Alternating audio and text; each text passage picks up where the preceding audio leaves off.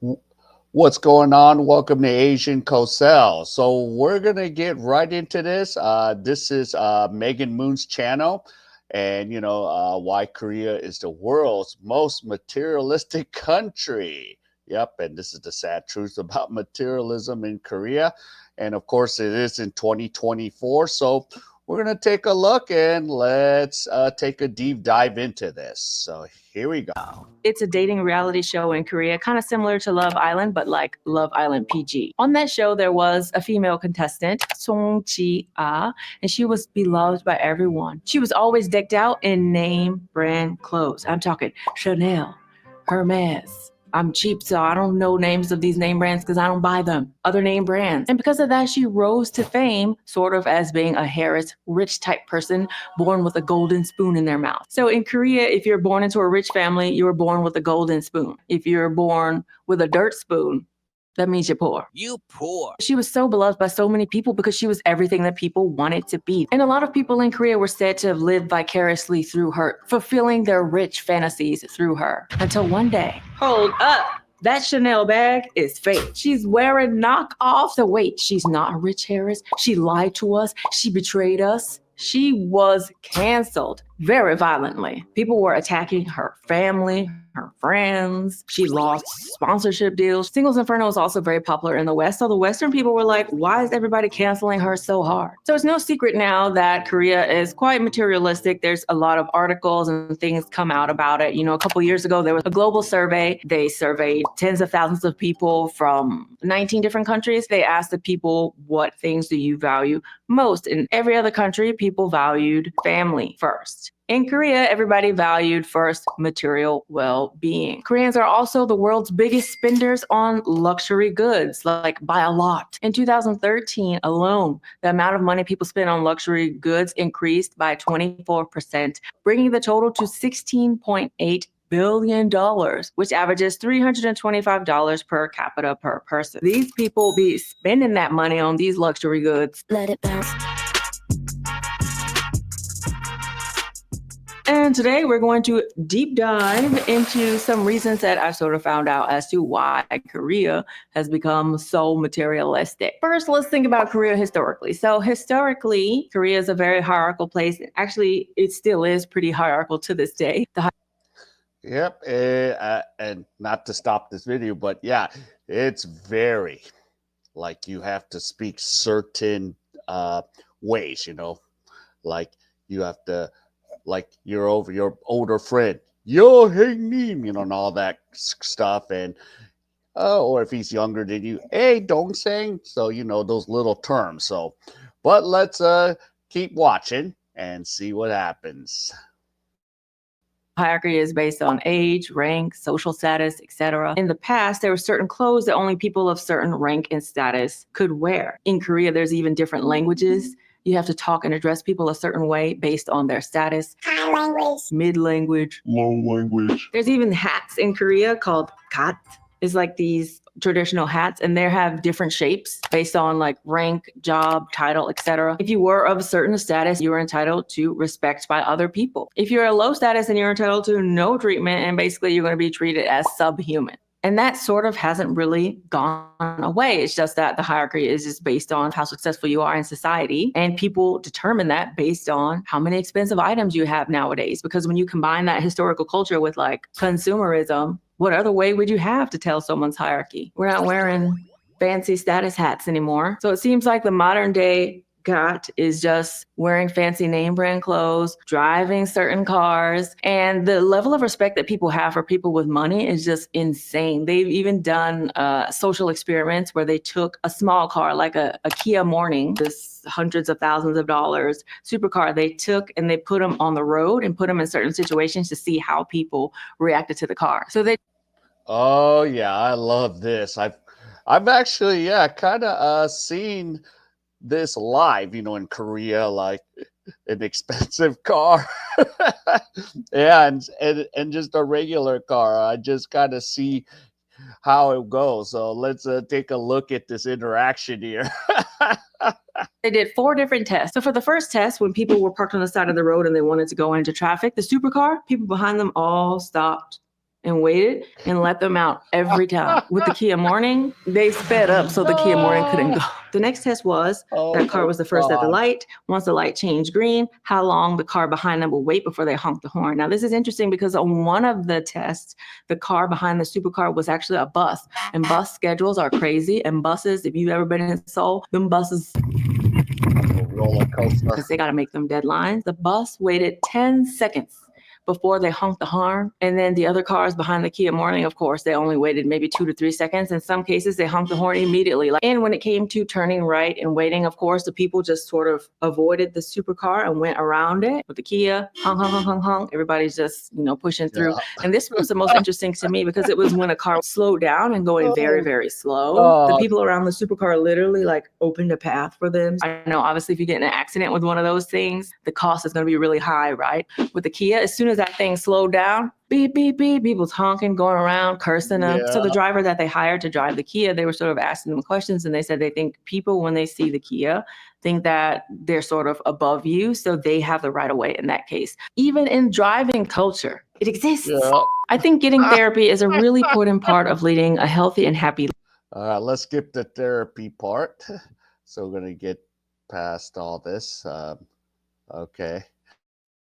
Oh, God. All right, let's. Who have all these fancy items. There was a really good video about it even just 2 weeks ago on Chi Chic Inside. And what that psychologist said was basically every human baby is sort of born needing to feel unconditional love. And when you're small in early childhood, if you feel that unconditional love, then it sort of fills up your heart. Then you could just go on to live the rest of your life. And in Korea, there's sort of this notion where your success is your parents' success. Your failure is your parents' failure. So parents push their kids to be successful because they feel like their kids are extensions of themselves. And in doing so, unfortunately, a lot of children don't feel unconditional love. They feel like if I do what my parents want me to do, if I study, if I do this, then I'm deserving of love and respect. And even if their parents didn't say those exact words, the way that they sort of go about parenting, she said, makes people feel that way. And so one of the things that she challenged Korean parents to do was she's like, you need to more regularly express unconditional love to your kids. One thing she said was people who don't get that sort of unconditional love as kids feel like their value as people is solely based on their performance. And she said they sort of always feel some sort of void or like an emptiness. A lot of parents tend to have this mentality of if you don't do what I say, your life's going to be a failure and you're going to be ignored. So if you think about it, if I think my value comes from how well I do, then if I see someone and I think that they're not doing well and they're not successful, then what am I going to do? I'm not going to treat them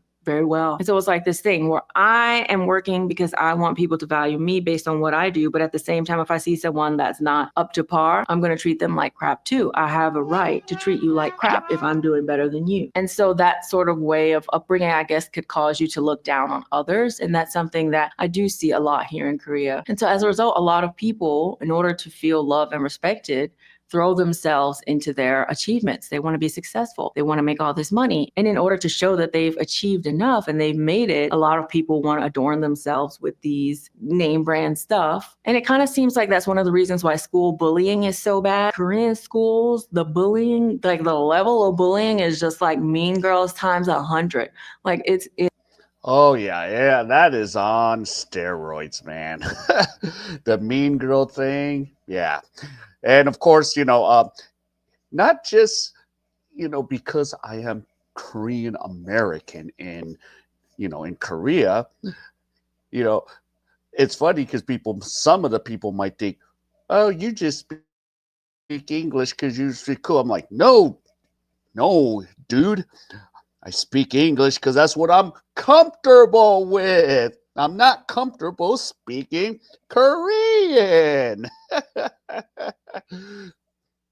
So sometimes, your language might even be a status. And yeah, I dress in a regular shirt and a hoodie wherever I go, and I just go, "Hey, what's up?" But I usually don't speak to people because there's no such thing as small talk here like in the States.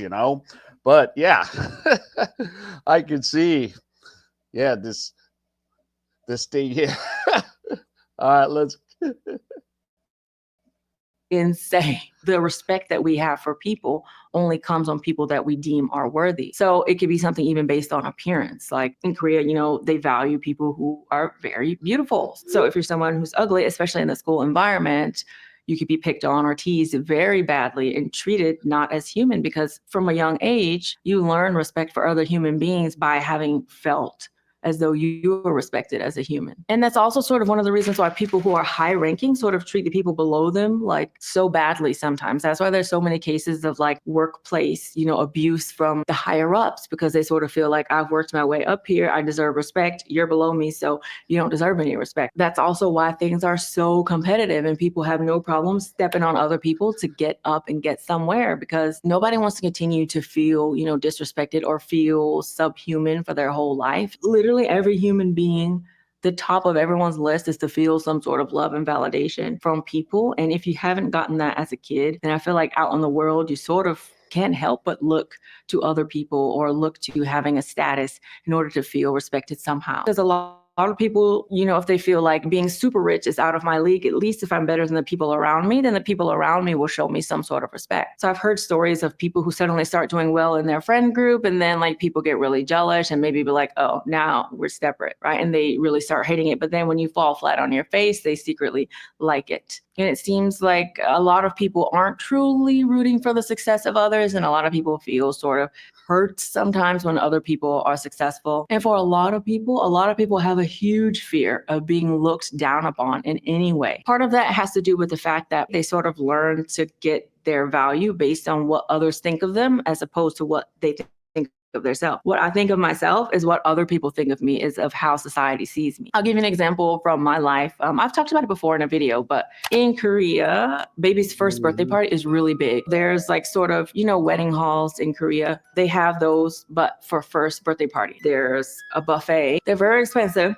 And the average cost at like normally costs, first birthday place is probably around $3,000. So when we were planning the baby's first birthday party, I just found a normal first birthday place, and it was about $3,000, and it could fit maybe, I think, like 70 or 80 people or something. So it's pretty big. The buffet looked great. My husband was like, well, how about we do it at this place? And the place that he showed me was $22,000. We didn't even spend that for the wedding. I personally don't like spending money on events. I think it's insane. That traditional wedding we actually had it at a museum, was only about $2,500 for like the base. The buffet was like $40 a person. So yeah. Sometimes, like the Koreans want to go as really extravagant, and I'm just like, dang, no. And I'm with Megan here, because I'll be like, yep, I want to pay the cheapest price, you know, because, and this is like the thing with weddings in America. They're like, yeah, I want this much money for the wedding. Oh, he has to spend this much. And it's like, no, man, let's put a down payment on a house or something. But yeah, it's crazy, and it's pretty much around the world. But in Korea, it's just kind of on steroids 100 times, as Megan has pretty much stated. Like, yeah. All right, let's continue. Tack that onto it. But anyway, so I asked him, I was like, oh, well, why do you want to spend, an extra $20,000? And he said, if we have it at this basic birthday party place, people might look down on us or like talk behind our back. Like, why do they have a cheap birthday party? Like, don't they have money? And I was like, oh, who's going to say that? And it's like, we don't know who's going to say it, but somebody might. Well, I think if anybody that you invited to celebrate your child's first birthday party is talking behind your back because you did not spend $20,000 and you only spent $3,000, then I think that that's probably not your real friend. So I was like, I cannot. It's that important that people go to the event and say, now that's an event worthy of a company owner and a YouTuber. I mean, of course, we talked about it, and I'm not here, bashing him or anything like that. But I'm just saying, like, it's that like ingrained for people to sort of fear, like, what if somebody says something? And there's sort of levels. Like in my husband's eyes, this basic birthday party place is beneath us. We have to do things that are based on our rank in society, spend excess money so that people know that we're actually doing well. Like I said, it's just wearing the hat, right? I'm wearing the hat of a high person. Or that thing with keeping up with the Joneses. I call it like keeping up with the Kims and the Lees and the Parks. Yeah. This is just, yeah, crap, man. Yep. But yep, got to keep up with the Joneses. But let's dive deep. in society. And I think part of that is sad because I've noticed that for like a lot of things or events, the fact that I just have a relationship with these people, for example, my family wouldn't care if we just had a picnic at the park. Just the fact that we're all together celebrating the baby's birthday party is what matters. They don't care if they came all the way from America and we just at the house had a little gathering. They would not care. And so that sort of aspect of society too, I think keeps people from forming like the deep bonds that they need because people's always worried about other people are thinking, but people aren't actually really sharing who they are with people. And they're sort of afraid to show who they are for fear of judgment. Judge away.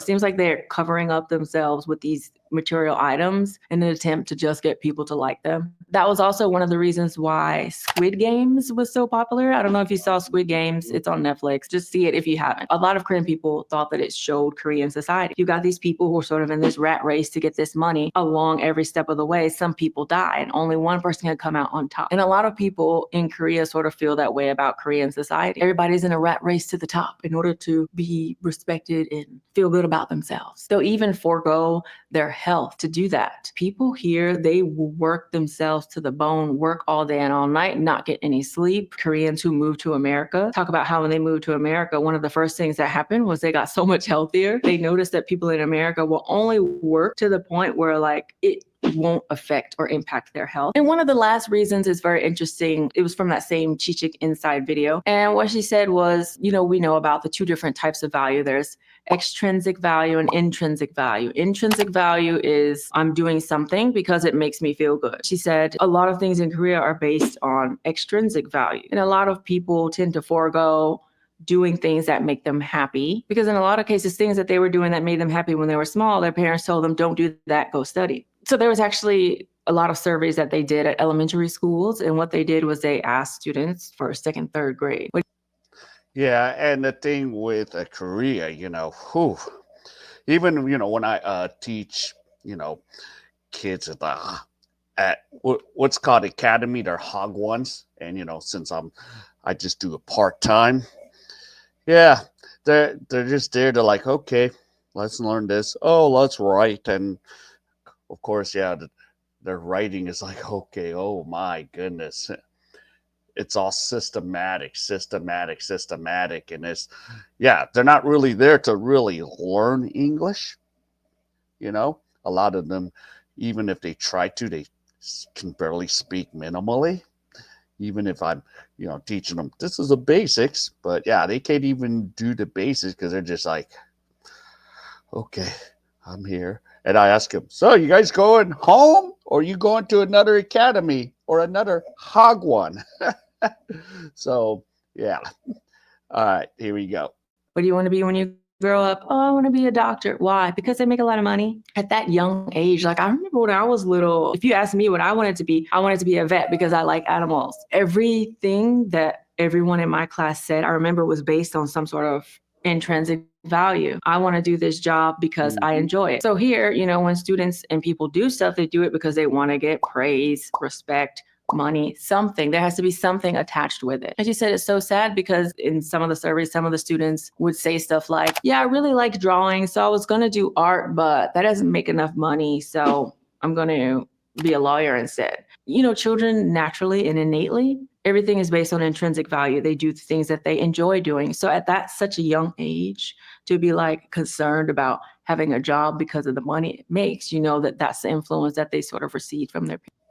Oh, and just another fact, like in the Korean school system, uh, they even have like rankings. So I'd be like, okay, what rank are you? I'm 17. I'm like, okay, that's pretty good, huh? No, I have to be number one. I'm just like, okay. But yeah, they actually have like a ranking system in school. Like you're number one, you're number two, and then I run into students pretty, smart. And I go, so I just ask, what rank are you? He goes, oh, I'm 27. I'm like, what? You're 27? and you actually speak pretty good English. When the other hog ones I worked at are academies. Sorry, but yeah. So yeah, it is just what it is. And the more I'm in Korea, I become more thankful to my parents that I was born in America. That, you know, I'm glad I was born in the United States, because I probably would have never made it in Korea. I don't know what would have happened to me if I lived in Korea. Either either I just like jump over the bridge because I can't handle it. I don't know. Well, but yeah, let's finish off this video. Parents, or people will kind of say that, why would you choose that career? Like, why don't you dream higher? Oh, well, I guess if I want to just be a pet groomer, then that's stupid. Maybe I shouldn't do that. So a lot of people sort of stop trusting themselves too and just sort of go along with what other people are doing, especially nowadays because social media is here. So many people in Korea like just want to show the things that they have and what they're doing, and they want to get that validation and they want to keep up with the Joneses. And so I think social media is definitely not helping, especially in a place already where people sort of view and rank people based on how much money and things that they have. And then you drop social media in there and you have direct access to people who you might not have seen. Back in the day, every group of people who was sort of on equal playing field were all together, but now you can see these people who are living this crazy extravagant lifestyle, like Song Jia, with all of her knockoff items that you thought were real. And so that also drives people to want it even more because it's right in front of their face. Of course, there are other reasons that can contribute and probably have contributed to the materialism as well. But I do agree with that G-Chick Inside video saying that I think the root of everything, I think, is just people just have voids that they're trying to fill in whatever way that they can. So they become super ambitious. They have all this stuff and they think it's going to make them happy, but unfortunately, it doesn't. And that's all I have for you today. I feel like we said quite a lot. Yeah, so just real quick, yeah, it's just crazy here in Korea with the way things are with, and of course, it makes it hard because, I'm a foreigner in my own country, because yeah, it's crazy what extent they will go. And of course, what what sometimes a social class. Now, of course, some people go, I wish I was like you. I was like, really? Because you don't care, you have your freedom here. Yeah, but you have other things that I don't have. So, we could sit here and, compare and contrast, but you know,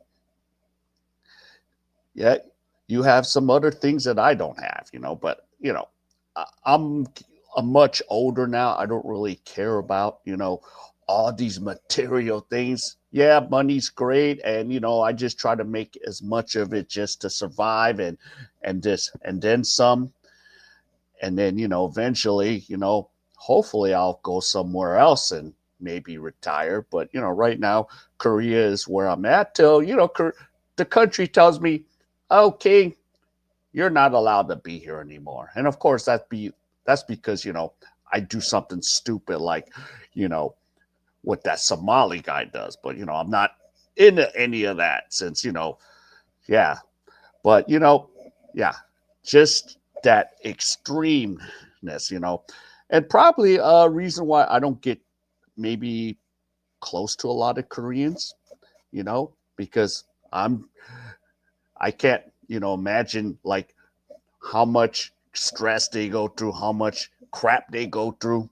And of course, a lot of them, I don't even work full time. I work a bunch of part time jobs here, because I don't want to deal with a boss.